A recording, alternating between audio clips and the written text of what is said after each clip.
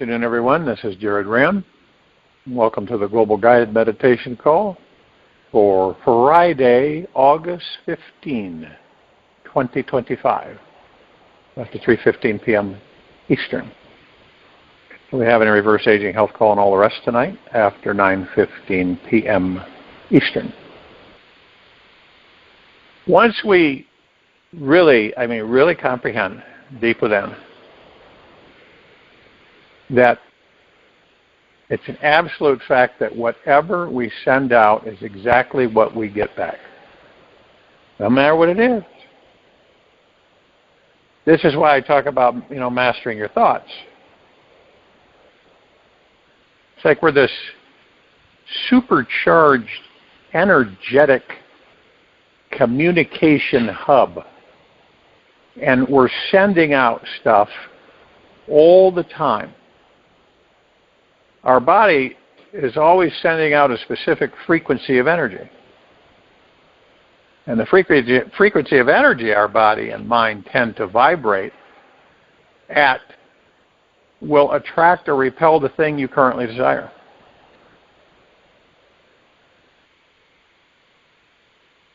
If it is expansive, inspirational, and positive, it will magnetize similar vibrational experiences back to you, such as amazing opportunities, positive-minded people, prosperous situations, etc. On the other hand, when we are sending out the energy of doubt, frustration, or fear, we tend to magnetize very difficult and challenging experiences that make us suffer endlessly. Now, where do you think the planet's at right now, and the population of people? Do you think or believe that the majority is focused, sending out frequencies in the lower attraction, magnetizing tremendous challenges and situations, right? Because they're affected by, all of the outside chatter, all the things happening, going on, and visuals and auditory, all these things, and affecting them. These are all frequencies, by the way. So all this stuff going on is frequencies. So when you're aware, you say to yourself, well, you know what? I don't care to engage in those frequencies. I'm not going to step in their stream. See what I mean? I'm going to focus on the higher frequencies of what I desire. And I talk about this a lot because it's the nucleus of everything. We spend just about every waking moment sending out energetically charged frequencies. Do it all the time. Now, most of us aren't aware of it because most of us don't believe in it. We think that, that's no. And a lot of people don't believe in it. So you don't believe in it, but you still attract. We're all like a highly energetically charged machine that is on a high charge manifesting, creating. Now, as long as we have these bodies, we can't stop it, right? We naturally attract whatever we are focusing our attention upon.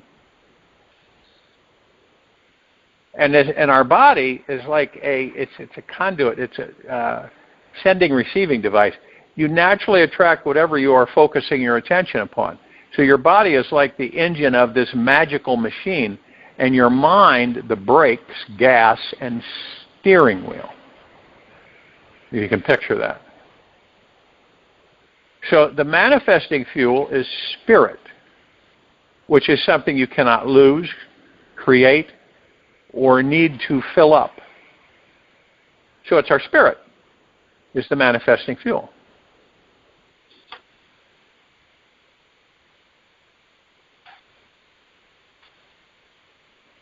It is forever flowing inside you as you. It is your essential nature.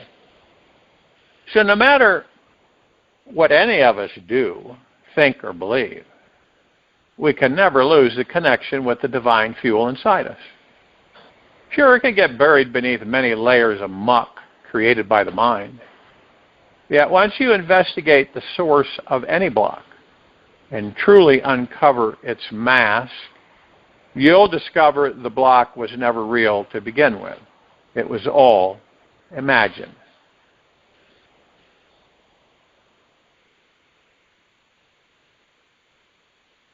Dennis Derrett made a good quote, only passions, great passions, can elevate the soul to great things.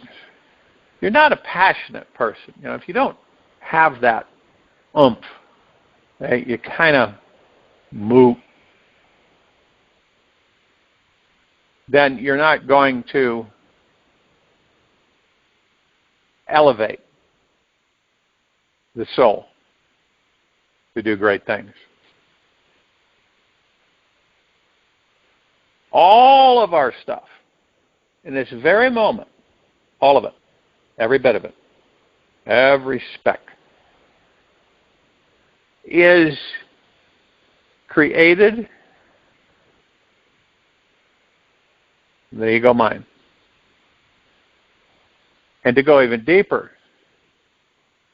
as the great master sage Romana Morici once said, all your problems, all of our problems, stem from the belief that we were born.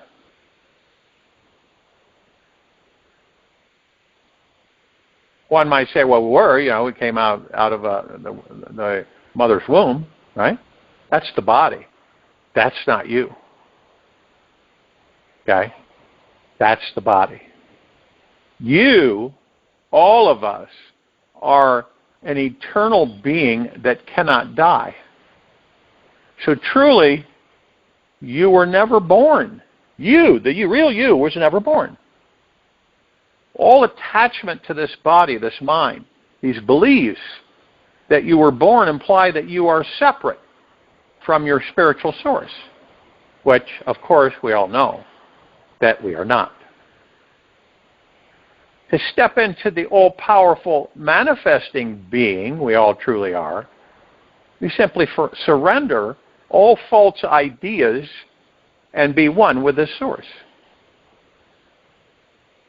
Now, as you devote yourself to knowing yourself as the divine, all-powerful manifesting being you truly are, you will see that anything is possible. Okay? Anything. Doesn't matter what it is.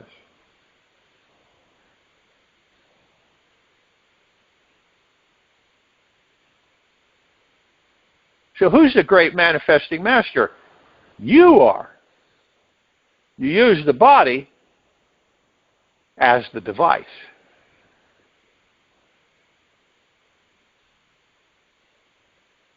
And this great manifesting master is ready to be integrated into your life. And the more that you comprehend that you have about the basics and foundational manifesting principles, the easier it is to discover the manifesting master within and experience the magic everywhere you go. You see, we always attract exactly what we most need to know and experience. Some experiences we have, in this life, are simply old, repressed thought forms trying to bubble up from the depths of our subconscious to be healed and liberated. Whatever experience any of us manifest in this life is ours and a result of our thoughts, feelings, and energetic frequency. The fact that you are listening to what I'm saying means you are ready to receive it.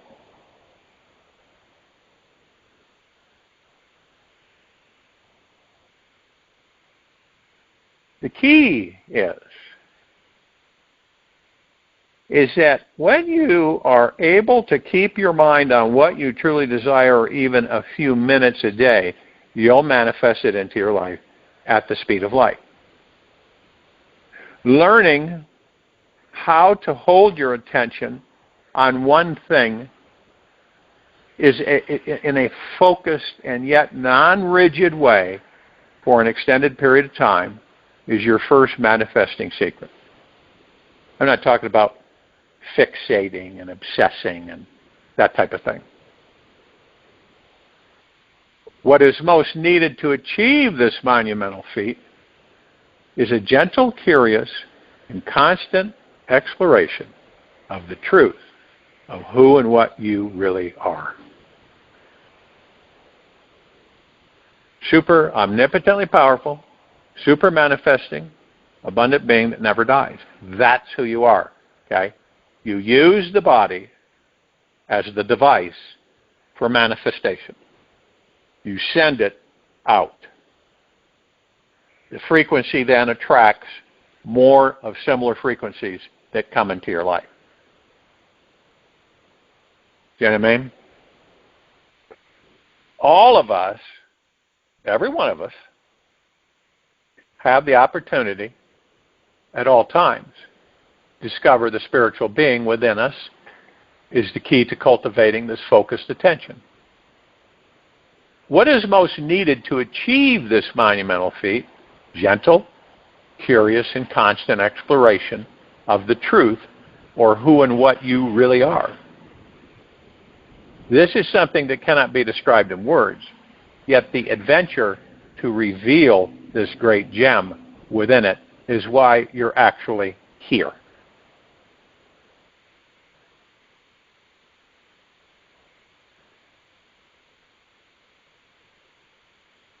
You can do many different exercises, if you want to call them.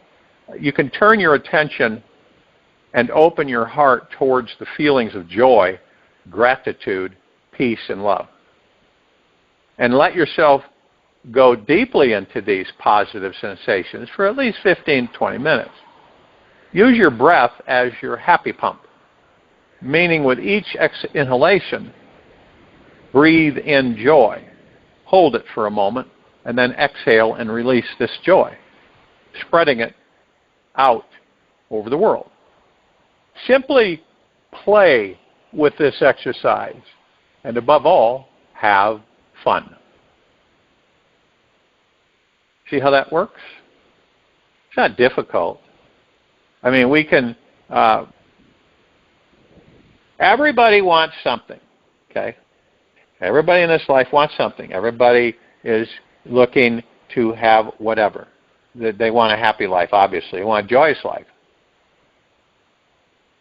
This is how you do it.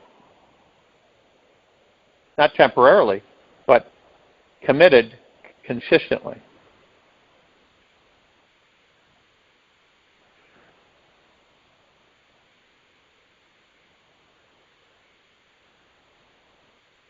And we all have, what do you want to call it? The mind turned inwards is the self turned outwards. It becomes the ego and all the world, Ramana Maharishi. In each moment of life, we have the choice to respond to life from a completely new, alive, and freeing space that's born in the now. Or we can react from an older, unconscious, conditioned pattern that stems from a past story. Choice is always ours in each second. if we respond from a fresh place of freedom or from past conditioning. Now, the type of story that we're talking about is not that enjoyable fantasy fairy tale story that we all enjoy listening to around campfire. It's that one that we drag around like an old ball and chain attached to a heavily shielded yet wounded heart. You ever notice a lot of people have a story? Right? Everybody's different. But they have this story, and they tell it a lot. It's usually from something in their past. And they connect, and then they share it. And they carry this story throughout their lives. And they repeat it. And they tell about this story. Could be anything that occurred in their life. It's the infamous victim story. It's one most of us know all too well. It's the one that is fixed on how another wronged us, or how we are struggling with money, or unable to find the love of our life, or create the career we really want. And we often unconsciously believe that by repeating the story over and over again, remember, unconsciously believe, it will help us to escape it, transcend it, or feel better about our poor, lonely, victimized self. What really happens is that by repeating what we don't want to manifest in our lives, we simply become more wrapped up in the ego's illusions of being trapped, helpless, powerless. Good news is that we always have the power to transcend our story if we can become conscious enough to see who or what it is truly creating it. And who is it? It's the ego mind creating it. We know this story is created by the ego mind.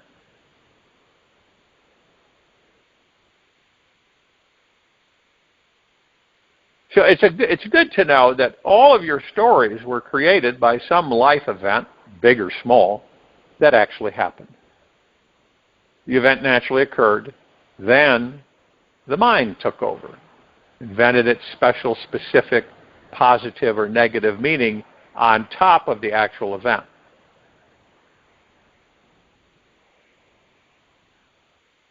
A good thing to do is to take this entire week to write down and notice all the stories you send or tend to repeat in your mind and to other people. It's a very powerful, life-changing exercise. Notice if they are positive or negative stories, and who would you be without any of these stories? These stories stick because something happened in your life that your mind judged as wrong or absolutely always right, and found some sort of peace within that perception. However, when you hold on to any thought or idea about life too lightly or tightly, you become overly attached and you miss this amazing universe that's happening now. Attachment always leads to some future suffering. And it's always your choice. You want to be free and manifest more of amazing goodies, or be stuck with the same old small tune. Keeping a story from your past. A lot of people do that. It takes a lot of work and will drain all your energy. It will keep you living in the illusion and never awaken to the divinity within your being. And this illusionary mind loves to create stories about stories. Heck, you may even be creating a story about this exploration of stories. And the reality is that you are not this mind, nor your ego, nor your body, and certainly not an accumulation of all your stories. You are much more than can be expressed in words. You are, all of us, our infinite soul beyond the ideas of freedom and love. We are and always will be so much vaster than any story that our ego could invent. We will continue to exist long after this story has been forgotten by you and the world. Your being is naturally expansive and completely free. You have just been covering up your true infinite nature and stories. Tricky part, transcending any story, is that our ego loves the drama of an emotionally juicy adventure. It's like chocolate ice cream to a child. Our life's traumas and deep issues are so personal, wild, crazy, and feel so real that they often make us feel unique. And that we are even someone superior or special. Truth is that everyone was born uniquely super special. We mean born the body. And we all have the same core issues deep inside us. These core issues are about being unloved, unwanted, abandoned, and unworthy. What a great recipe to instigate massive transformation in one's lifetime. Now, you may find yourself sticking to these issues because the mind gets busy entertaining the victim story instead of being truly curious about recognizing your divine infinite nature. These personal issues can make up a major part of who you think you are. So to let go of them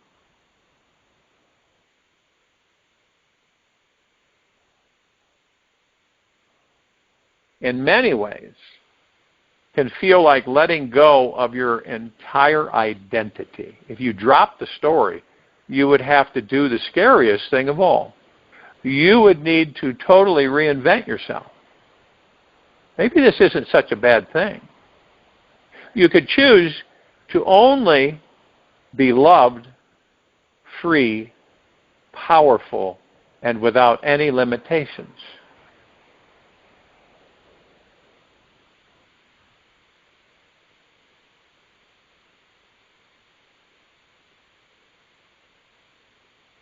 Is this a challenge you would be willing to take on?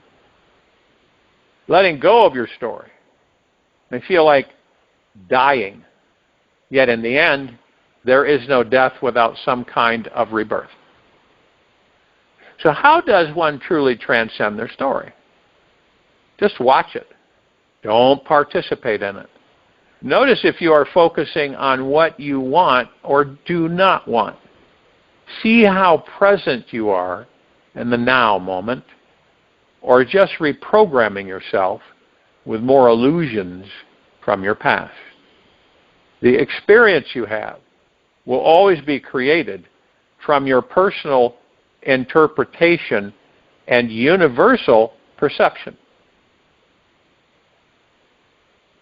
Now, if you find that you are really stuck putting energy into how you aren't enough of this or that, and you may simply need some tools to shift your experience.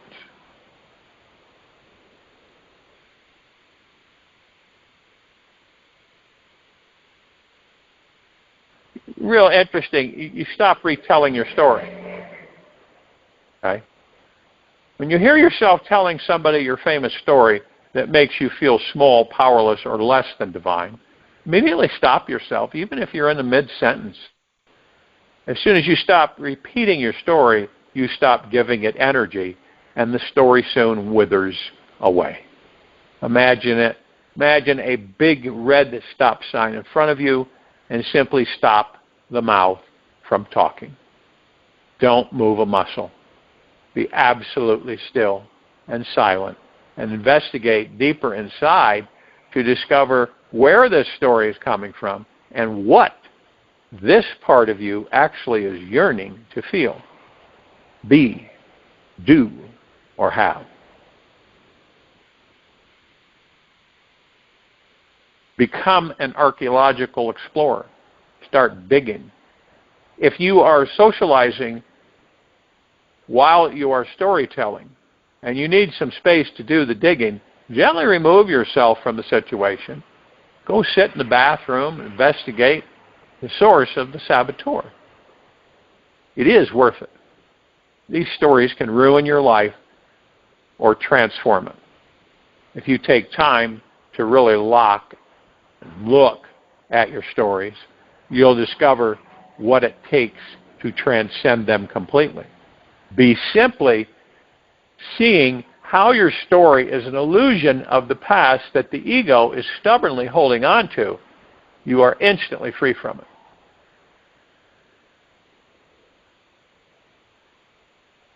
Step away from the story. Freedom comes from finding the space between you and your story. And when your story arises,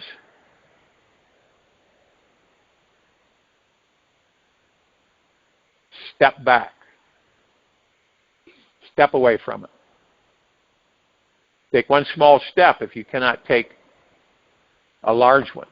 And with each step, take a deep breath of air and become the observer. Look at your story like you were watching a movie or TV show. Recognize it as just that some drama being played over and over on your ego's video screen. Now that you are separate from the story, it is easier to see the truth of it and be free from it.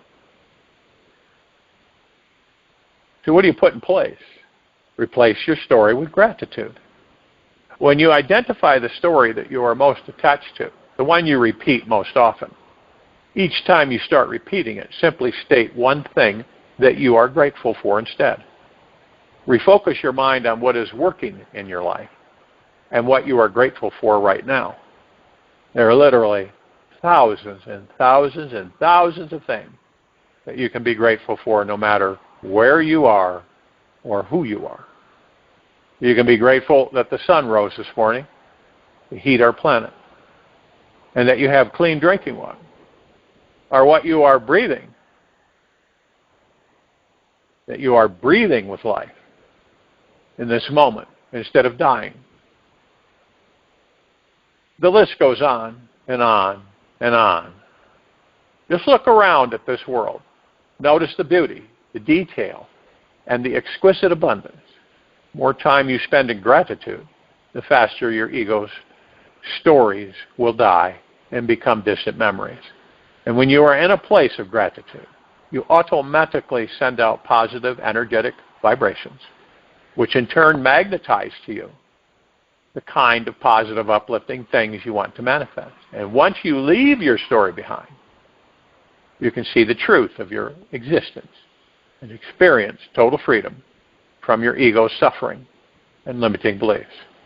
This exercise will help you be liberated once and for all from your stories. Go for it. You can do it. I'll join you in a meditation. I'll return to close us out.